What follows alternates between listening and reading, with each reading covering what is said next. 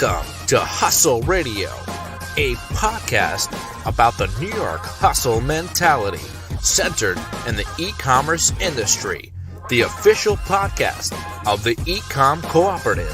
Introducing your hosts, Frank Acosta and David Dayon. What's up, baby? What's going on, Frank? How we doing? It's good, man. Good days, man. Good days. How are you, man? Happy Pretty holidays. good. I just came out of an 8-day holiday. We just came out of Hanukkah.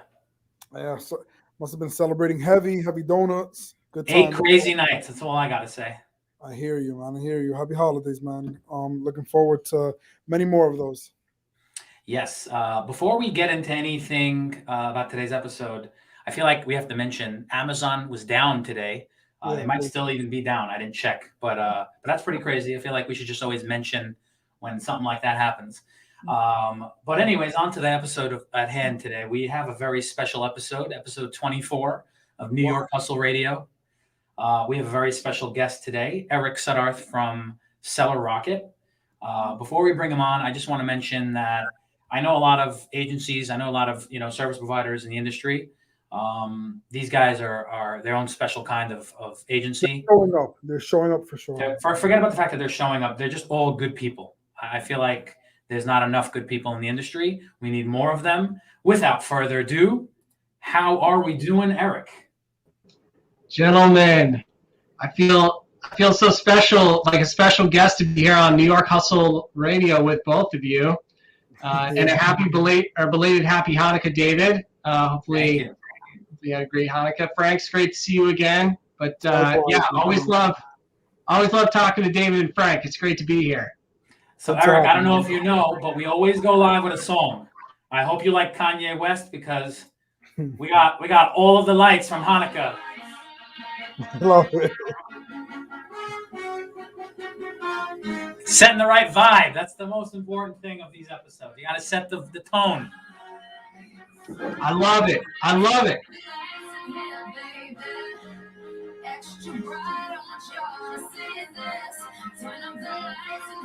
right. You look like a DJ with those big headphones on too, rocking to Kanye.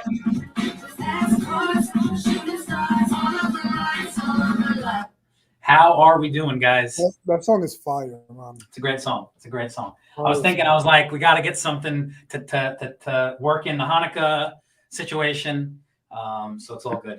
But we have a great episode today. We have 2 cameo appearances. That's going to be a whole lot of fun. Eric, I don't even know who they are. So we're on the same boat. Frank never knows who the cameo appearances are. He loves to do that to you, Frank. It seems like he likes to surprise you. They bring my friends, my enemies, everything, man. Just brings them on, man. I love it. Puts me on it. He keeps you on your toes, man. He keeps you on your toes. Always. So today's topic is Amazon's growing distrust for reviews. Amazon sellers and customers growing distrust for reviews. I think that's a great topic, considering the fact that all the stuff that's happening these days. Well, all the stuff that's happening, but also it kind of plugs the whole SellerRocket thing also, because if you can't, like, review manipulation is a big problem, but something that is above board is editorials. And I think it's even more powerful to see, like, something about like seeing the word editorial recommendation. It just like, it screams authority. We'll get into that. I'm sure we'll get all into kinds of things, but today's topic is, like I said, Amazon's users growing distrust for user reviews with the one and only Eric Suddarth. And we're here to talk a little bit about Eric, a little bit about the hustle that is Eric. Frank, I bet you didn't know that Eric was in the Army. That's something that I learned. Oh, you did know? I did know. Okay. You read people's bios, man. Got it. Okay. Well, I didn't know that, even though I knew Eric, for a while now. But I learned that in my research phase of today's episode. And I like it. Without further ado, Eric, we always butcher the intro, and we want you to do your own version of your intro. Tell us who you are. Tell us how you got started in the e-comm game, and definitely mention the Army thing, because now we're all just curious.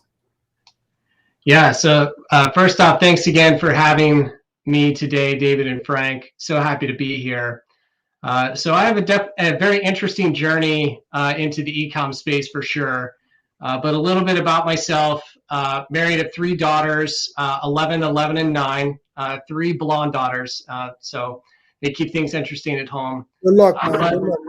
yeah, I'm in trouble. I'm definitely in trouble when it comes to like a few years from now. But yeah, so I'm originally from Indianapolis.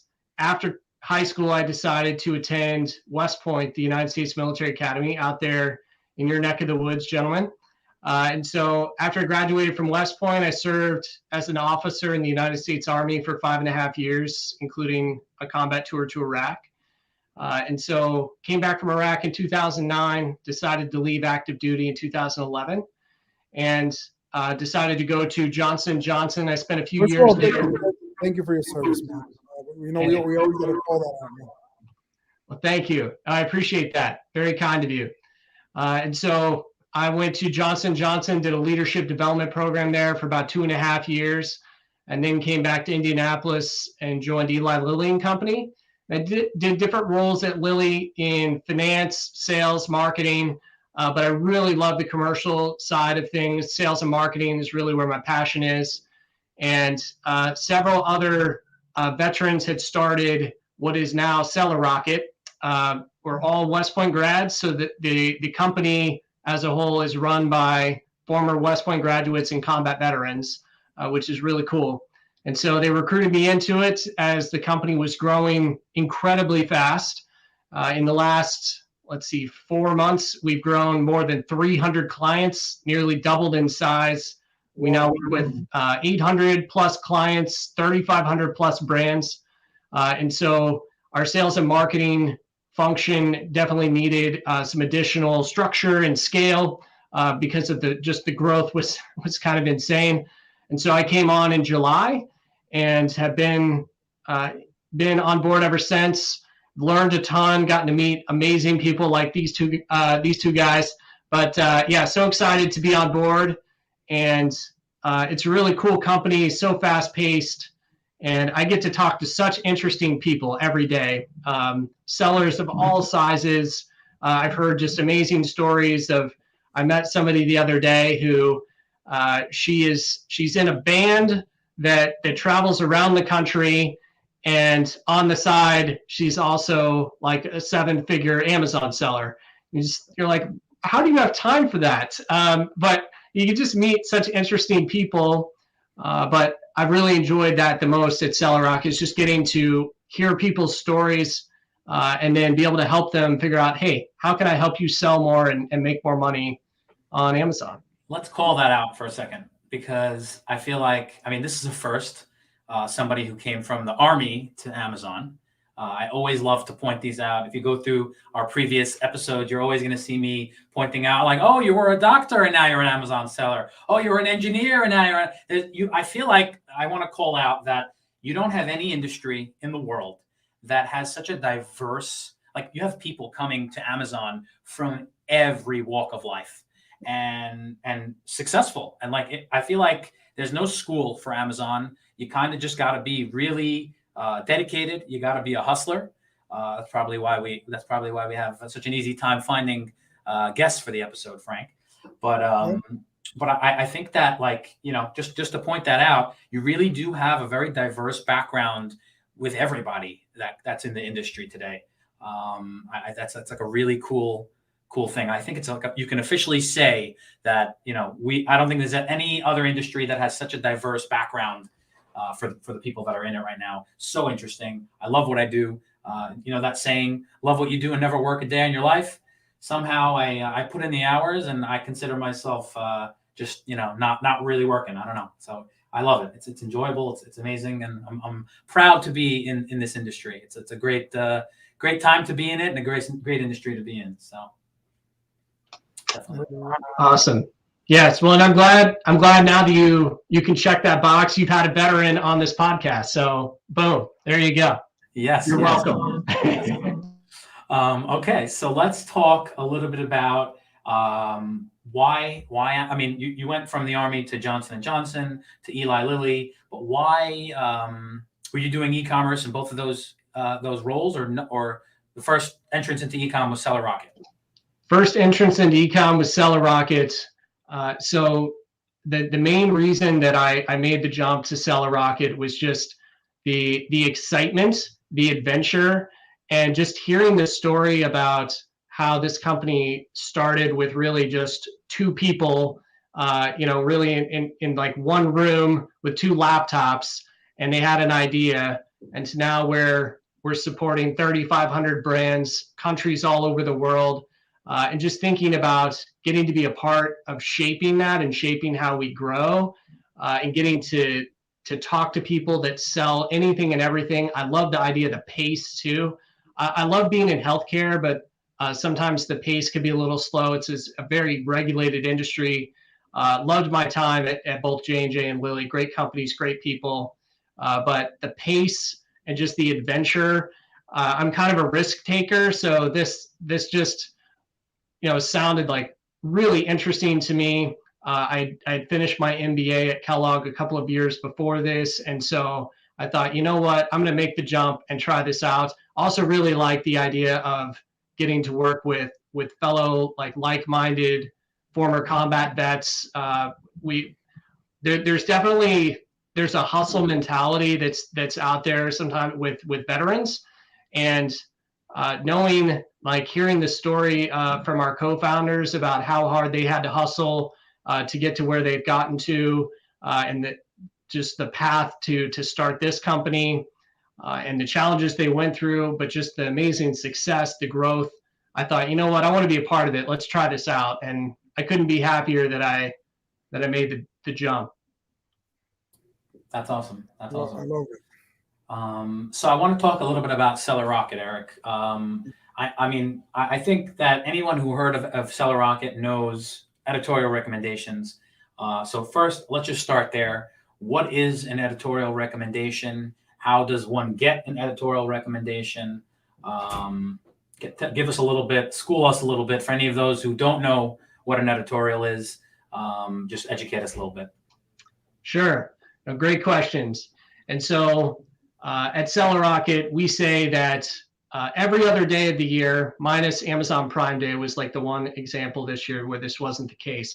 But every other day of the year, somebody who bought something on Amazon, about 50% of those people did some research off of Amazon before they made a purchase. And the other 50%, 50, yeah, about 50%. And then the other 50% will do research for certain purchases on Amazon. And so on Prime Day this year, actually 60% of people who bought something on Prime Day, they never searched for anything on Google. They did all of their searching, all research for the product purchase, all on Amazon.com search. And so people are out there looking for reasons to purchase something. They're looking for trust in a product.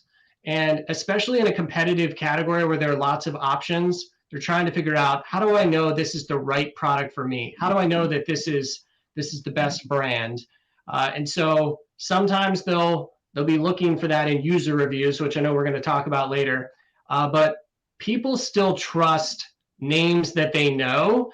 And so if I'm searching for especially a large dollar purchase like a laptop, a lot of people just did this for Black Friday.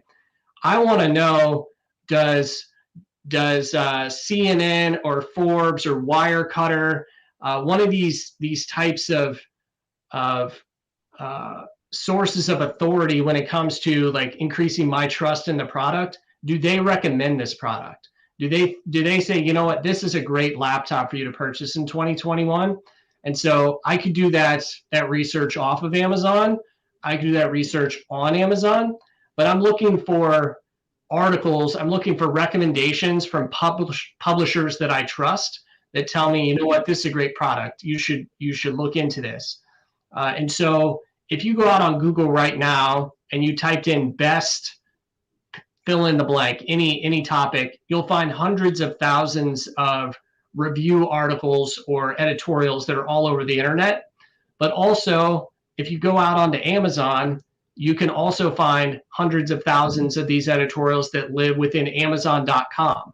They live within the search results. And so we'll talk more about this, but Amazon realized that, hey, if somebody is coming to our website, we've accomplished the first big goal, which is we got them onto our site.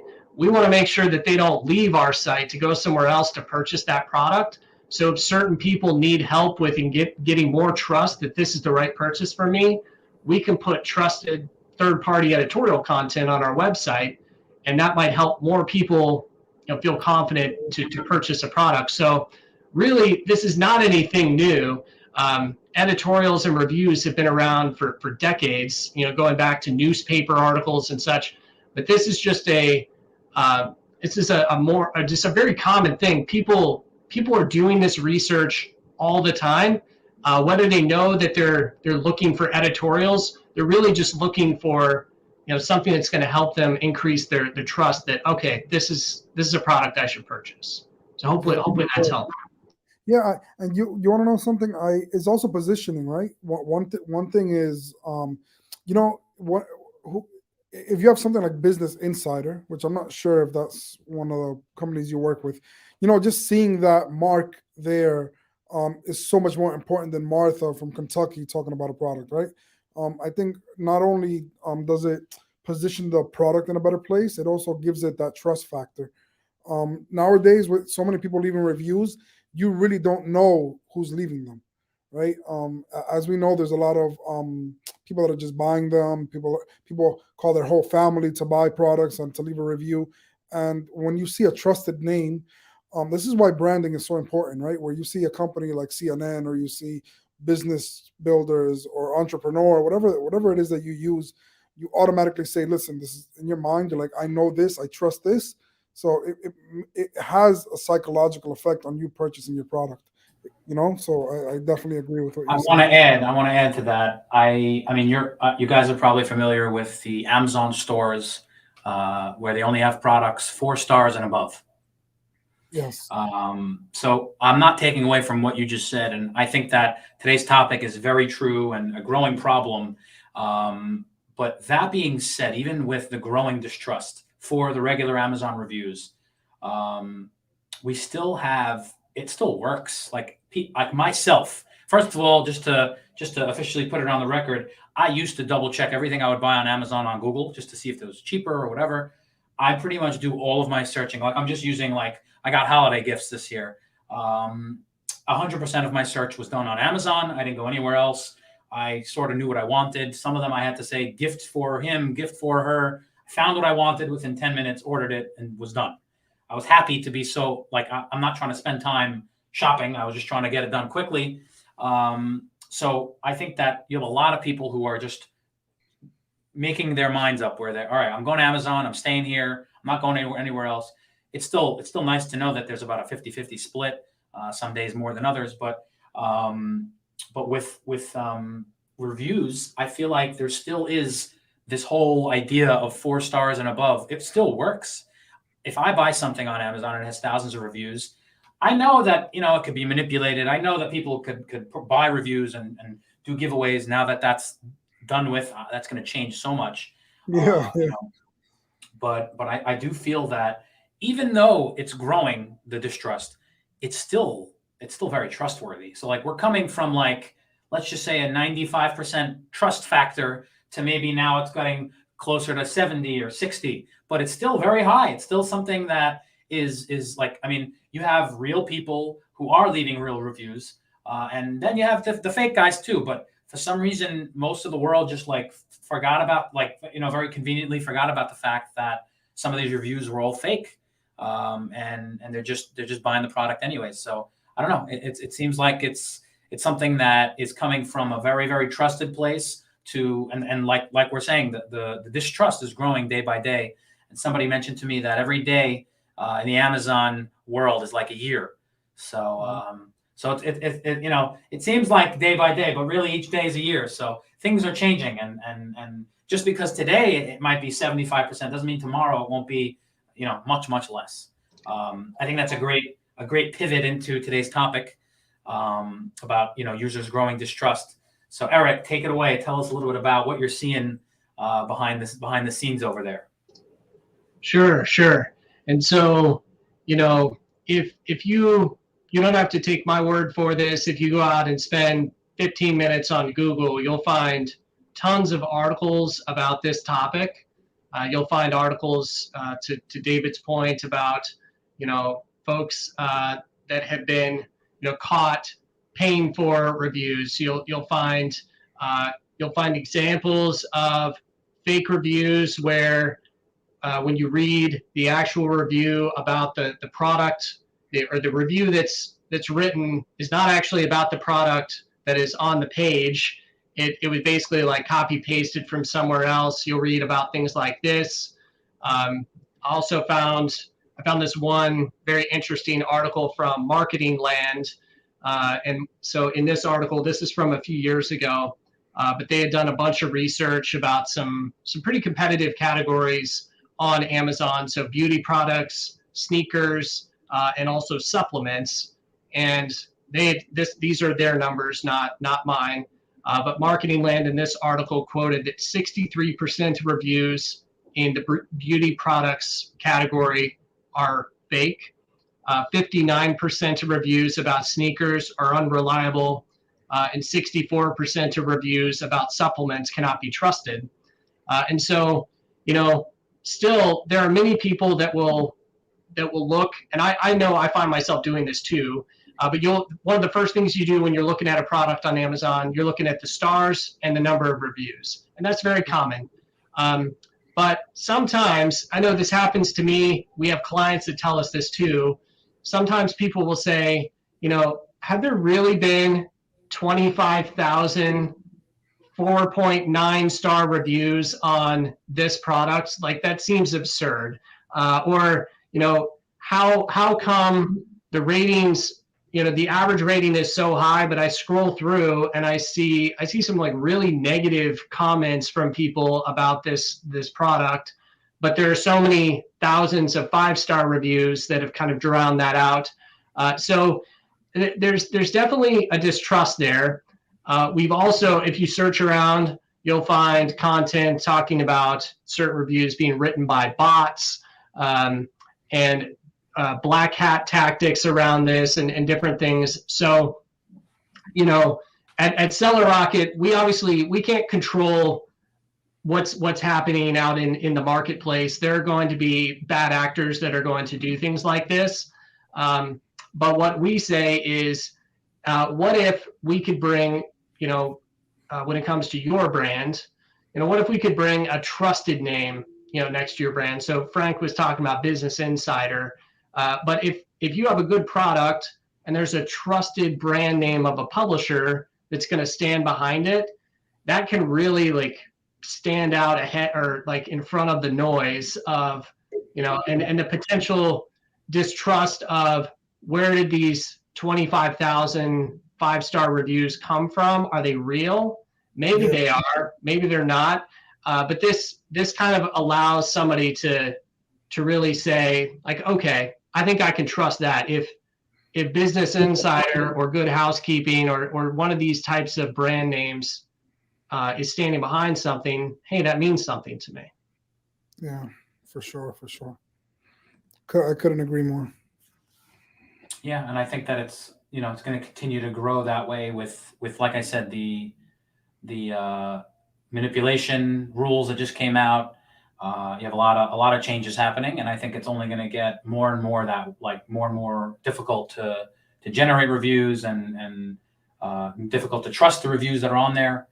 I do think that it should get better. I hope it gets better, but as of now, it's still a growing issue, and I guess we're waiting for Amazon to do something to counter that.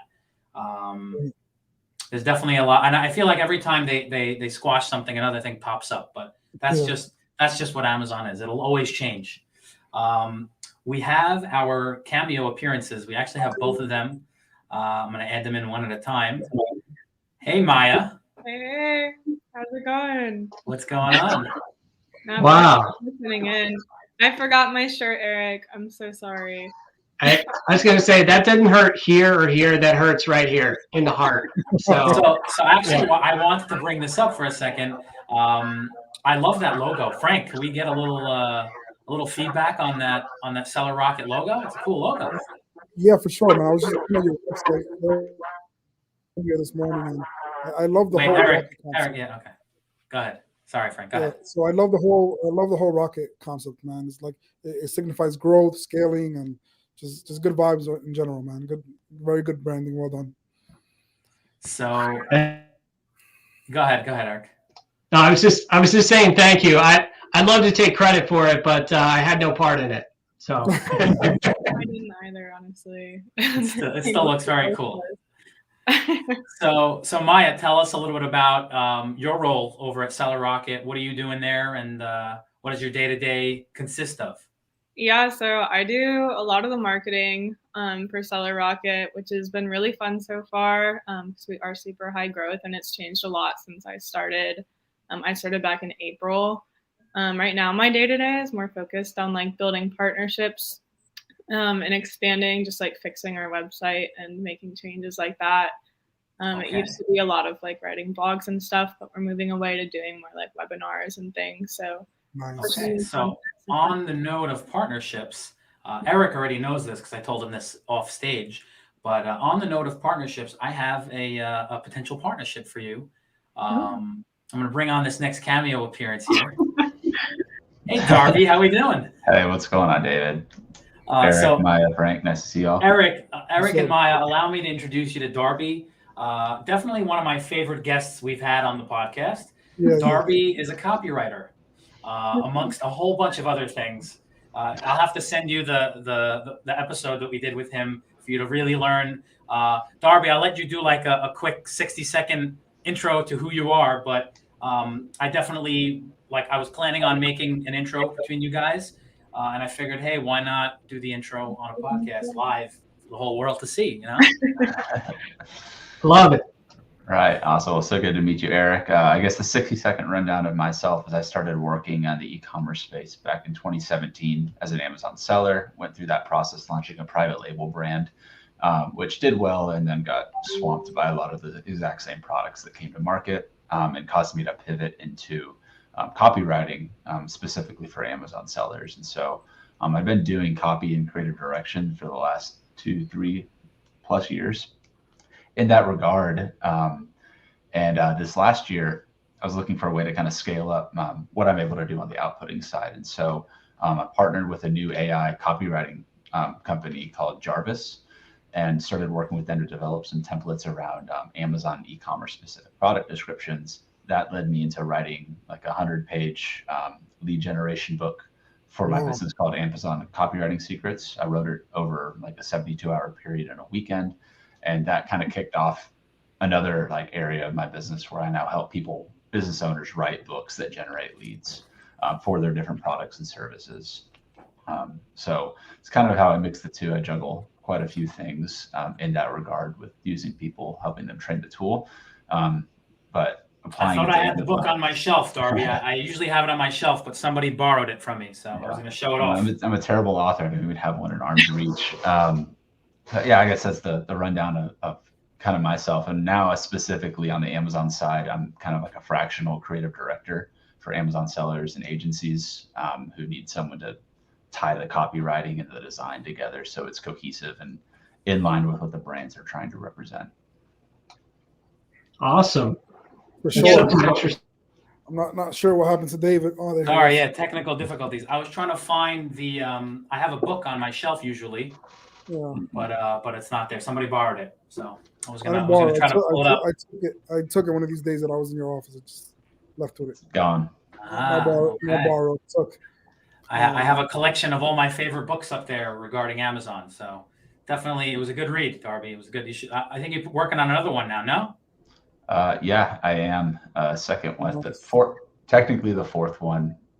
Using the AI with it. It's called Pitchlandia, and it's going to be based off of the card game, the Side Hustle game that we played last time. So it's going to be like a deep dive into how to use AI to write like a fiction book, but it's going to kind of be like an entrepreneur type of fable. Okay. Awesome. I'm looking forward to seeing So, Sounds very interesting. Yeah. Yeah, we could definitely use something like that. We'll reach out to you after the show, Darby. Yeah, for definitely. sure. I already have a draft open with an email intro. I'll send that out. But to circle back to today's topic, guys, I want to maybe hear a thought from you, Maya, and a thought from you, Darby, on the today's topic, which is Amazon sellers and users growing distrust for reviews. You might not have too much to add to it, Darby, but I'd love to hear what you have to say, and then maybe Maya, you could add in something as well. So first of all, Darby, I mean, you're on the copywriting side of things. I'm just curious, from your standpoint, when you're reading reviews, as I'm assuming everybody does read Amazon reviews, what's your take on it? Do you believe everything you read? Do you think it's all BS and just there because the brand put it there? Curious to hear your thought on that. I go a lot deeper than probably the average person on Amazon does in terms of reviews. And so I see a lot of the listings that are total BS and will like manipulate the system in certain ways to add on a lot of reviews that clearly weren't made for that product. And then other ones that, it kind of ranges in between. I think with the growth of trust in like legitimate websites off of Amazon, like Shopify, and like more of a brand voice and tone to it, it's like I see a lot of people being less, I'll just go to Amazon and buy it right now, and wanting to support like those type of brands. Like there's obviously people that will still just go to Amazon and buy stuff and say like, oh, I had 1,000 reviews, but it was trash, and so I went and left a bad review. So I think Amazon's got their hands full with this one, but they kind of brought it upon themselves. Yeah. And then Maya, I'm curious if you think that if this is something that is growing more, like the distrust. Do you think this is something that's growing more now than it was maybe a few months ago? Do you see it changing more now? Like I know that all this noise about the whole review manipulation and rank manipulation, that'll definitely change it even more going forward. But I'm curious, in your opinion, if you think this is something that changed recently, or has it always kind of been growing and getting, the monster getting bigger and bigger, or do you think that something recently is responsible? Yeah, I think when I started, again, back in April, I never really heard like any worries about fake reviews at all. And then there was the whole like Chinese seller scandal. And that's where I heard the bulk of it compared to now. But I think it's still on people's minds. We'll speak with people who are like kind of wary about any of it at all. The interesting thing is with these like sites like editorial recommendations that aren't on Amazon, they'll say on them that they're being given like an affiliate commission for it, and that doesn't seem to deter people at all. I'm sure some people, but there's still a large, like tons of people using these. So I think maybe just it depends on the source, and if it's coming from a source that they trust, even if they know that source is getting compensated, they'll be open to that and still trust it. Well, I think exactly what you're saying. Like with editorials, it's clear. Like nobody's going to be leaving a review unless they're getting something out of it, but it's just above board, and it's allowed, and it's just it's a process that you can actually trust in and believe in. So I think that it's a big problem today, but I feel like SellerRocket is doing something to combat that.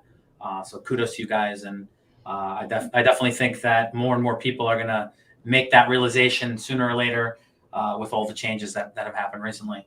Okay. All right. Well, thank you everybody for joining us today. We really appreciate everyone's time. And Frank, closing remarks, closing thoughts. What do you got for us? Look, Amazon shut down today. Tomorrow's going to be a better day. Right? That's what I'm ending with, man. Guys, thank you for coming. I just wanted to make a joke out of it, man, because my WhatsApp was blowing up today. Like, Amazon's down, Amazon's down. I was like, listen, we all heard it already. We know instantly, especially with David on his post. I don't know if you guys follow him. If you want to be updated on Amazon, just follow David on LinkedIn. All the information leaks. And thank you for coming, man. I think this was a great value drop, man. And Eric, I definitely have some intros for you. Darby, keep crushing it. I remember you were, David, remind me, was he in our like before New York Hustle Radio podcast? No, Frank. No, it was the one we did in the Javits Center. We did white label. No, I remember clearly. New York Hustle. New York Hustle. No doubt. All right, guys, take care. Thank you for showing up. Much love. And thank you, everybody. Thanks for having us. Thanks for having me. Yeah.